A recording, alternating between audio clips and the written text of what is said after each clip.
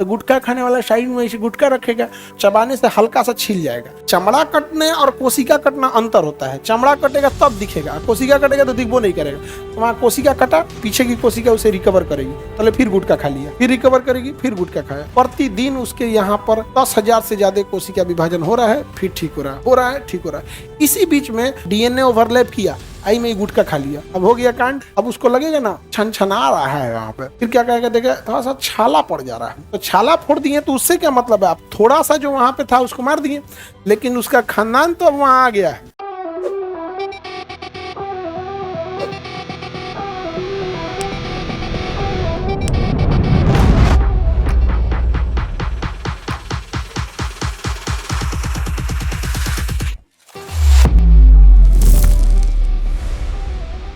हालांकि mouth cancer उससे भी ज्यादा है, बट वो माउथ कैंसर नेचुरल नहीं है, इस शौकिया ले रहा है माउथ कैंसर गुटखा उटका खा के, नहीं समझे।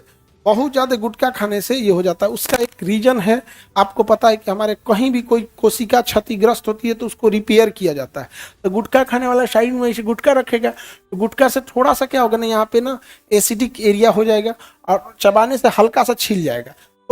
चमड़ा कटने और कोशिका कटना अंतर होता है। चमड़ा कटेगा तब दिखेगा, कोशिका कटेगा तो दिखबो नहीं करेगा। तो वहाँ कोशिका कटा, ऐसे चबाते चबाते कटा, तो पीछे की कोशिका उसे रिकवर करेगी, पहले फिर गुटखा खा लिया, फिर रिकवर करेगी, फिर गुटखा खाया।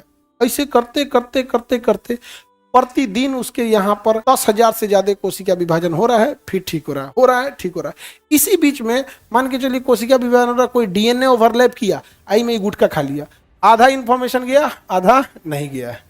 तो कोशिका मेच्योर या इनमेच्योर, अमूमन तो इनमेच्योर मर जाती है, और अगर नहीं मरा बच गया, पशु अपने जैसा बनाएगा। कैसा बनाएगा? अपने जैसा, और उसका एचएलए डिफरेंस रहेगा सेम। अब हो गया कांड। अब उसको लगेगा ना छनछना रहा है वहां पे, फिर क्या कहेगा, देखा थोड़ा सा छाला पड़ जा रहा है, फिर उसको फोड़ फाड़ देगा, हाथ से फोड़ देगा, जबान से फोड़ देगा, कुछ दिन गुटखा खाना छोड़ देगा। छाला फोड़ दिया, तो छाला फोड़ दिए तो उससे क्या मतलब है, आप थोड़ा सा जो वहां पे था उसको मार दिए, लेकिन उसका खानदान तो अब वहां आ गया है। फिर कुछ दिन बाद छाला पड़ेगा, फिर फोड़ दीजिएगा, तो समझेगा कि इधर रास्ता ठीक नहीं है, अंदर अंदर विकसित होते हैं। तो छाला अब आपका बाहर नहीं दिखेगा, अब अंदर अंदर विकसित हो, तो धीरे धीरे अंदर अंदर विकसित होते होते 2 महीना 3 महीना आपको भारीपन महसूस होगा, थोड़ा थोड़ा तो इधर भारी हो गया है ना, धीरे धीरे। अब फिर तब कहेगा गुटखा छोड़ देना है। ये सब करते करते 6 महीना प्लानिंग करेंगे, इधर उधर होते होते होते लिम्फ नोड में पकड़ लिया, लिम्फ नोड में पकड़ लिया तो ब्लड से सप्लाई जोड़ दिया।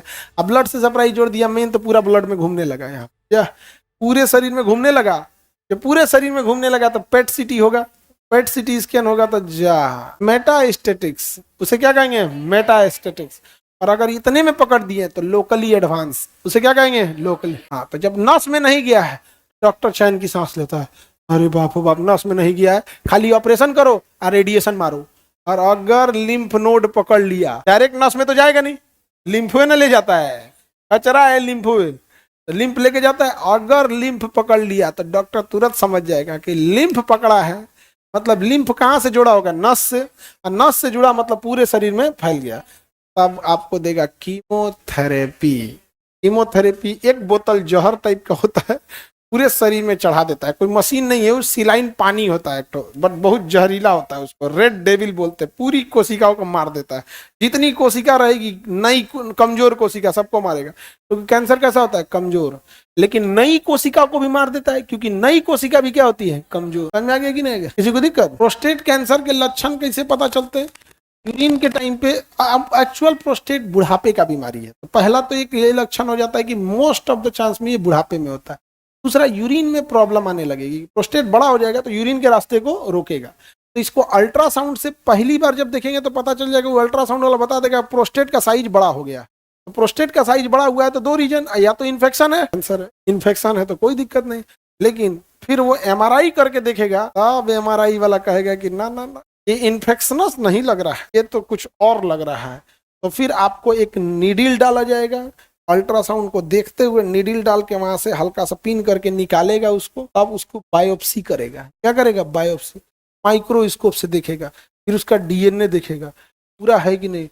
डीएनए देखने का कहेगा जा, पूरा इंफॉर्मेशन नहीं है, इन्फेक्शन या कैंसर। तो कैंसर कंफर्म कब होगा? बायोप्सी देखने। बायोप्सी नॉर्मल टेस्ट है, अरे भैया उसके उसको जो कोशिका के अंदर, न्यूक्लियस के अंदर पूरा डीएनए तक जाना पड़ता है।